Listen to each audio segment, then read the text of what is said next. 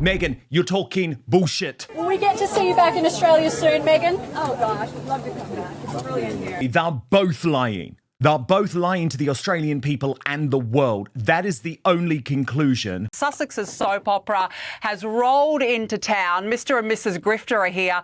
And for what purpose? Because the last time they came, which was back in 2018, right, they said that Every day for 10 years, I have been bullied and attacked.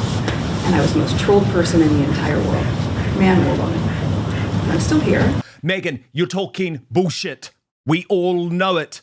You have literally driven people into therapy, into rehab, because of your bullying of them. You bullied the late Queen. You bullied Catherine. So zip it. Australia? For many people locked into the royal story, this tour looked like a tightly controlled run of public moments. Speeches, walkarounds, and polished media appearances all lined up to shape a very specific global image.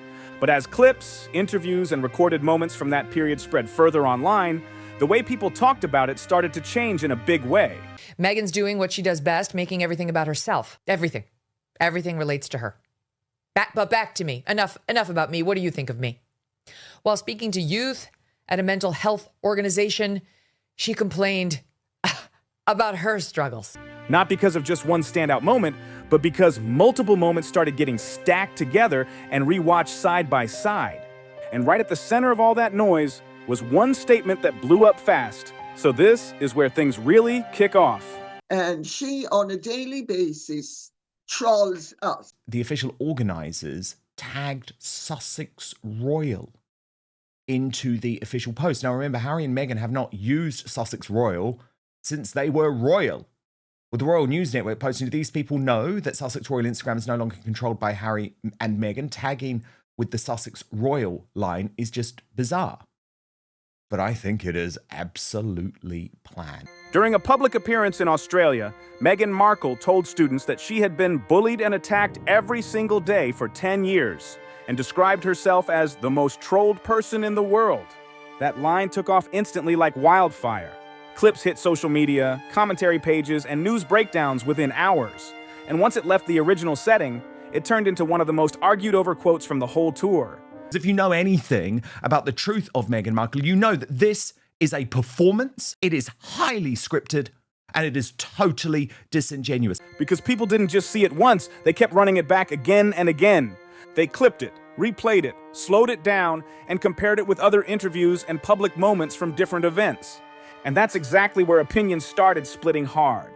On one side, supporters saw it as an emotional snapshot of long-term online pressure and constant public scrutiny, something many public figures talk about when dealing with digital harassment. But critics zoomed in on the exact wording instead of the emotion behind it. Most trolled person in the world. That phrase alone triggered a wave of questions in online discussions, not emotional reactions, but comparison-based ones. Compared to who? Based on what metric? Continue to be who and how you are, to astonish a mean world with your acts of kindness, and to allow humor to lighten the burden of your tender heart. And how does that statement line up with other public figures dealing with massive online attention? Once those questions started circulating, the discussion grew way beyond just that one speech. Because the Australian tour wasn't just a single stop. It included multiple public engagements and appearances. Across different events, Meghan and Harry both took part in conversations around mental health, online pressure, and the impact of public life, creating a repeated theme that followed the entire tour. At one point, Meghan spoke about the emotional weight of online negativity and how digital spaces can turn small criticism into something that builds up and affects mental well-being over time. That kind of message isn't unusual at all. In recent years, a lot of public figures have opened up about the pressure that comes from social media, constant attention, and non-stop public judgment. But what made this moment stick in wider conversation wasn't just the topic itself. From a woman who has attending her best life this week in Australia, one of her internet trolls, who to this day says that Catherine, the Princess of Wales, faked her cancer. Then we saw Meghan turn up at the university wearing pantyhose, and this smashes another lie. Do you remember when Meghan Markle said this? So I think probably it was different several years ago where I couldn't be as vocal and I had renewed pantyhose all the time. Let's be honest, that was not very myself. I hadn't seen pantyhose since movies in the 80s. It was how it later got mixed in with the rest of the tour footage and replayed in different contexts. Because while those speeches were focused on mental health and online behavior, other parts of the tour had a very different energy visually, and they were heavily shared across platforms. Public walkarounds, structured appearances, and organized interactions with attendees were filmed from multiple angles and circulated widely online. And here's where things start to shift. Most of these moments didn't stay as full videos. They got chopped down into short clips instead. 10 seconds here, a quick interaction there. One sentence pulled from a much longer speech. And once that happens, everything changes fast. That Meghan was so conscious of the cameras, as Hans pointed out with this one. I'm bored. Are you done already? And look, so she's constantly doing the eye blink, looking for the light, looking for those images. A full speech turns into a headline. A long explanation turns into a single quote. A complete interaction turns into a viral snapshot. From that point on, interpretation starts splitting in different directions, because different audiences are no longer even seeing the same version of events. Some are watching full-length speeches. Others are only seeing edited clips. Others are reading commentary built entirely off those clips. And each version builds a slightly different picture of the same situation. At the same time, attention also shifted toward Prince Harry's separate remarks during that broader period. In public appearances, Harry spoke about feeling lost at certain points in his life. There is a go-to playbook move in PR.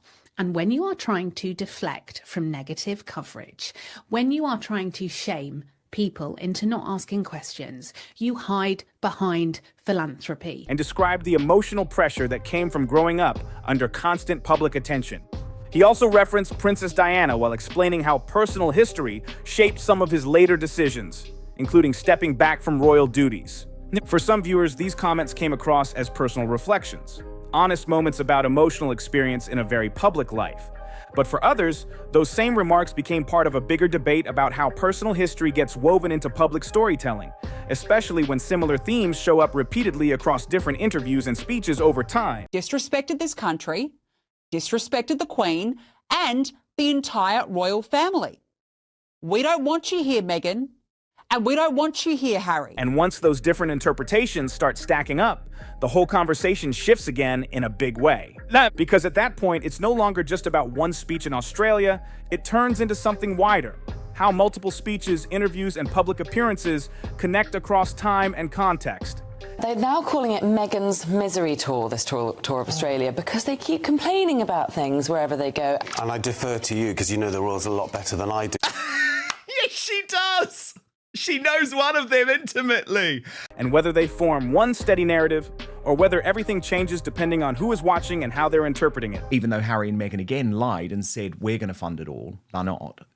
The Australian taxpayer is. A reporter for Channel 7 in Australia, and it really does look like he has been brought in to be the chief propagandist of this tour. As the Australian tour moved forward, media coverage and online chatter started zooming in more on how the events were presented overall.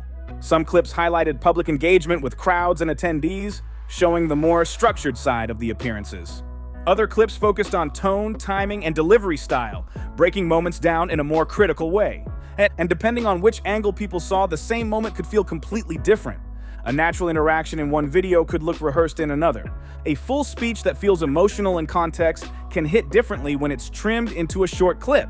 And that gap is exactly where most of the debate builds up. But look, Paul is being rewarded for his propaganda by Harry giving him this cheeky encounter.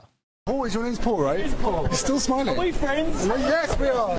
Not in the actual events themselves, but in how those events are sliced, shared, and consumed online. Because in today's media world, very few people actually sit through full context as it originally happened. Instead, they experience fragments of everything. And those fragments spread way faster than full versions ever could. That's why moments from the Australian tour kept resurfacing long after the actual trip ended. They were constantly being reposted, re-edited, and reinterpreted across different platforms. And every time that happened, the meaning shifted slightly depending on how it was framed. So when people talk about consistency, messaging, or public narrative, they're not reacting to just one moment anymore. They need a lot more money. I mean, Harry's just being sued by the charity he co-founded. Let's be honest, Meghan hasn't sold enough jams or dog biscuits over the last 12 months, and everything that these two have touched has been a complete failure. So the grifters are here for money. That's all I can put it down to. They're reacting to a collection of clips, speeches, and appearances layered together over time. And that's exactly why this discussion keeps sticking around, because it's not tied to a single event anymore. And Harry should zip it too, by the way, with his constant attempt to rewrite history when it comes to his mother, Princess Diana. For this appearance at Melbourne's Swinburne University of Technology to discuss mental health and the dangers of social networking sites. Don't get me started on that, as Meghan's just launched one to sell her dodgy outfits, including pantyhose, by the way. Saw her tell the students to be strong. It's tied to a chain of moments that keep getting revisited, analyzed, and compared from new angles. And from here, the conversation naturally moves into a bigger question: how public narratives are actually formed in the first place, and why certain moments refuse to fade out of discussion. As the talk continues, attention shifts away from just one headline moment and moves into the broader mix of claims, speeches, and appearances that have kept this story alive long after the Australia tour ended. A $26,000 watch Meghan wore to a homeless shelter. Because once those clips are placed side by side, patterns start to emerge. Not just one isolated statement, but repeated themes that show up across different settings and interviews. And that's where a deeper layer of the discussion begins. One of the most frequently referenced parts is Meghan Markle's repeated description of long-term online pressure and harassment. The most viral version of that came during the Australia appearance, where she stated she had been bullied and attacked every single day for 10 years, and described herself as the most trolled person in the world. That line didn't stay locked to just that one moment. It spread across commentary videos, news breakdowns, and social media threads, often separated from the full speech and turned into a standalone quote. But what really made this moment stick in public conversation wasn't just the wording itself. When I was invited to speak at the summit, I wasn't sure whether I was expected to speak as someone who, despite everything, has their shit together. You don't, buddy. Or as someone who, despite what it may look like, actually doesn't have his shit together. Okay, fine, an acknowledgement. Unfortunately, the mainstream media in Australia have been totally sucked in. And it's very disappointing to see. I mean, I think on her walkabout earlier in the day, Meghan looked completely snappy. Look at her assistant saying, Meghan needs her space. It was how it connected back to other moments where similar ideas had already been expressed. Because long before the Australia appearance, the topics of online criticism, media pressure, and mental well-being had already come up multiple times in different interviews and public engagements. Over the years, Meghan has spoken in various settings about the emotional strain that comes from constant media attention and how public scrutiny can impact personal well-being in a long-term way. So these themes weren't brand new when they showed up during the Australia tour. What changed here was the intensity and the way it was framed, especially with absolute phrasing like "most trolled in the world," which instantly pushed people into comparison mode online. And once that comparison started, it didn't stay contained to just one quote. It quickly expanded into a much wider discussion about consistency across appearances. People began looking at how these messages show up across different interviews and public events over time. In some appearances, the focus leans more toward mental health awareness, resilience, and coping with pressure. In others, the focus shifts toward criticism of media behavior and how public scrutiny affects private life. And in certain discussions, both of these angles are placed side by side, which creates tension in how people interpret the message. Because audiences start asking whether the framing stays consistent across different settings, or whether the emphasis changes depending on context and environment. There were awfully cringe moments where we saw the real Meghan Markle, where she became visibly frustrated with a young boy. But as Hans pointed out, we love posing with other kids, but will not show our kids' faces hypocrite award. At the same time, Prince Harry's public statements also became part of this wider conversation. Across multiple interviews and speeches, Harry has spoken about emotional struggles connected to his upbringing, public life, and the lasting impact of losing Princess Diana. One recurring point in his remarks is the idea of feeling lost during different stages of his life, and later finding direction after stepping away from royal duties. He has also referenced Diana repeatedly when explaining how personal experience shaped his understanding of media pressure and life in the public eye. These references are often viewed in two very different ways, depending on the audience. For some, they come across as personal reflections, honest explanations of emotional experiences shared openly in a public space. For others, they become part of a broader narrative pattern, where similar themes appear again and again across multiple interviews and speeches over time. And once those patterns are noticed, they naturally become part of ongoing debate. Because now the conversation is no longer just about whether one statement is right or wrong. It becomes about whether the same narrative structure is being repeated consistently across different appearances and moments. Her tender heart. Honestly, she's the meanest person to cross the threshold at Buckingham Palace in a couple hundred years, and that's saying something. At this stage, the Australia tour turns into just one reference point inside a much larger timeline, because what happened there didn't exist on its own. It sits between earlier interviews and later public appearances, all of which are now being re-examined together in online discussions. And that's where interpretation starts to break apart. Short clips from speeches begin circulating on their own. Quotes get pulled out and shared without the surrounding context. Reaction videos focus on single sentences instead of full appearances. And over time, those fragments start shaping what many viewers accept as the main version of the story. Not because the full context is hidden or gone, but because the shorter pieces travel faster and spread further online. That speed completely changes how the story gets remembered. Have you smelled this? Does it smell of candy? Kind of. Pass me the sick bucket. What used to be cute just looks awkward these days. This becomes especially clear when looking at emotionally charged statements.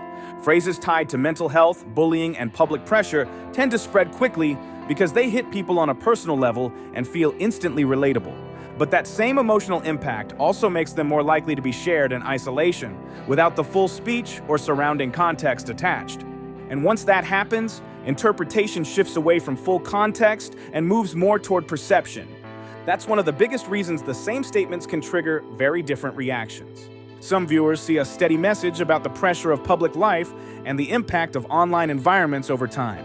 Others focus on changes in tone, wording, and framing across different appearances and start comparing how similar ideas are presented in different settings. First 2 days of cashing in on We Are Still Royals quickly turns back into the horrors of being a royal. It's a pathetic, broken record of constant victimhood, completely self-absorbed and never a moment of self-reflection. Odious pair. And both of those interpretations come from the same events. They're just being organized and prioritized differently. Another layer that keeps coming up in discussion is how public messaging interacts with media coverage. Throughout the Australia tour and beyond, reporting on the couple's appearances varied a lot depending on the outlet and format. Some coverage highlighted humanitarian themes like mental health awareness, emotional well-being, and digital pressure. Other coverage focused more on presentation style, audience reaction, and specific moments that were clipped and widely shared online. And once these different versions enter circulation, they begin shaping how future moments are interpreted. Because when a new statement appears, it's never viewed in isolation. It gets measured against everything people have already seen, read, or watched before. And that builds a layered perception, sometimes of consistency, sometimes of inconsistency, depending on which parts of the timeline are being emphasized. So as this breakdown continues, it becomes clear the discussion is not centered around one moment or one claim. It is built from repeated themes, recurring statements, and multiple appearances that keep getting compared against each other over time. And of course, this tour is about selling Meghan's outfits. So if you actually look at this website, they already have all of her outfits for sale. And as those comparisons stack up, the narrative doesn't simplify. It splits further apart, because every new clip, every fresh interview, and every resurfaced moment adds another layer onto a story that is already being interpreted in multiple directions at the same time. And that is exactly why this conversation keeps coming back again and again, long after the original events have already passed. This is the moment where she's really commercializing herself. She wants to be a lifestyle brand. She's using the name Duchess, and we saw her introduced as the Duchess of Sussex. At this stage, the focus shifts away from isolated moments and moves into what actually happens after those moments leave the stage, how they get remembered, reshaped, and reintroduced into public discussion over and over again. Because by now, the Australian tour is no longer being looked at as just a set of appearances. It has become part of a much larger ongoing narrative built from interviews, speeches, commentary, and years of public visibility. And inside that wider picture, certain details start to carry more weight than individual quotes on their own. One key element that keeps resurfacing is how specific phrases from public appearances turn into reference points for bigger debates. For example, Meghan Markle's statement about being the most trolled person in the world did not stay attached only to the Australian speech where it first appeared. Instead, it became part of a wider discussion about online harassment, media pressure, and how social platforms shape public perception of well-known figures. And as that phrase circulated, it was repeatedly compared with similar statements from other public figures who also talk about intense online criticism. That comparison isn't always about agreeing or disagreeing, it's more about scale, meaning, and how personal experiences get translated into public language. At the same time, Prince Harry's remarks across different interviews added another layer to this broader conversation. In multiple appearances over the years, Harry has spoken about the emotional effects of growing up under constant public attention, especially in the aftermath of Princess Diana's death. He has described periods of emotional struggle, including times where he felt disconnected from direction or purpose, linking those experiences to later decisions about stepping away from royal duties. Forget changing the world. Meghan's now showing up on Australian MasterChef for a big fat check. And because these remarks appear across multiple interviews, they are often revisited together as part of a timeline rather than viewed as isolated statements. And that's where the dynamic really changes. Because once statements are seen as part of a timeline instead of standalone moments, people start comparing how the themes develop over time. Mental health, public pressure, media scrutiny, personal identity. These ideas show up repeatedly across different appearances, but the way they are expressed shifts depending on the setting of each moment. In formal events, the tone is usually structured and reflective. In interviews, it becomes more conversational and personal. As according to Taz put it, oh my God, not the pantyhose, the pure horrors that she was expected to wear them on working engagements. How many times have we heard about it, how it nearly emotionally scarred her? Harry, Meghan Spare added, what did the hypocrites say about wearing pantyhose again? Oh yeah, that it felt a little bit inauthentic. In public speeches, it often blends emotional reflection with broader commentary about society. And those differences in format play a big role in how audiences judge consistency. Another major factor in this ongoing conversation is how modern media ecosystems affect the life cycle of a single moment. A speech delivered in one country doesn't stay local for long. It gets pushed out globally through short clips, headlines, breakdowns, and commentary videos almost instantly. But here's the key point. Each of those formats shows the same moment in a completely different way. A headline shrinks the meaning into just a few words. A short clip pulls one moment out of a much longer context. A commentary video layers interpretation on top of the original message. And over time, all of those layers start stacking together. So when people look back at older events like the Australian tour, they often aren't seeing the original moment in its full form anymore. They're seeing a version that has already been filtered, edited, and reshaped multiple times before reaching them. That's one of the main reasons certain quotes and clips keep resurfacing long after the event is over. They turn into symbolic reference points inside a much bigger ongoing discussion. Another major factor in these conversations is the difference between full-length content and fragment-based consumption. In full speeches or interviews, ideas are usually built step by step, with context given before and after key points. But in short-form circulation, a lot of that surrounding detail gets stripped away. One sentence becomes the focus, one clip becomes the whole discussion. And once that happens, interpretation becomes way more open to variation. Different viewers fill in missing context in different ways. Some connect it to earlier appearances and see continuity. Others focus on tone shifts or wording differences and see contrast. And both interpretations exist side by side online. And And apparently, Meghan, quote, hated every single minute of that trip. So here they are, 8 years later, they've returned back to Australia for goodness knows what reason. And all I can put it down to be honest, is that they need money. This is also where public perception starts becoming less about individual facts and more about accumulation over time. Because it's not just one speech or one interview that shapes the narrative anymore, it's the buildup of many moments, appearances, and reactions layered together across years. And that buildup gets reinforced constantly through repetition across platforms. Another important part of this discussion is how emotional language affects visibility online. Statements connected to mental health, bullying, and public pressure tend to spread faster because they connect with wider real-world conversations people already care about. But once those statements spread widely, they often get detached from their original structure. They show up in compilations, commentary edits, and discussion threads where they are placed next to completely different moments from different times. And once that comparison starts happening, meaning begins to shift again. Because when multiple clips are viewed side by side, people naturally start looking for patterns. Consistency across time, differences in wording, changes in emphasis depending on setting, and that pattern searching becomes a big driver of ongoing debate around public figures in general, not just this situation. At the end of it all, what forms is not one fixed interpretation, but a layered structure of perception. One layer comes from original speeches and statements. Another comes from media coverage, another from social media circulation, and another from commentary and reaction content. Each layer influences the others, and once content spreads widely, none of them really exists in isolation anymore. So when people revisit moments from the Australian tour or quotes like the most trolled person in the world statement, they aren't just reacting to the original moment. They're reacting to everything that has been built around it since then. And that's exactly why the discussion doesn't stop.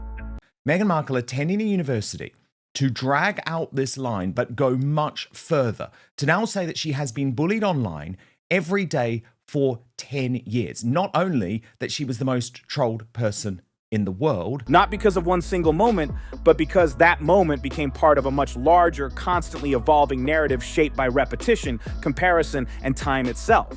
And once a narrative reaches that level, it doesn't really end in a final conclusion. It just keeps getting reinterpreted every time it comes back into circulation. That's why it's still being talked about today. If this breakdown gave you a new angle on things, make sure to like the video. It helps push content like this further than you think. And I want to hear your thoughts too. Do you see this as a consistent narrative? Or does context completely change how these moments should be understood? Got something to say about this? Drop your thoughts in the comments and let's get into it. If this breakdown made you see things differently, hit subscribe so you don't miss what's coming next. Tap that like button and share this with someone who needs to hear it.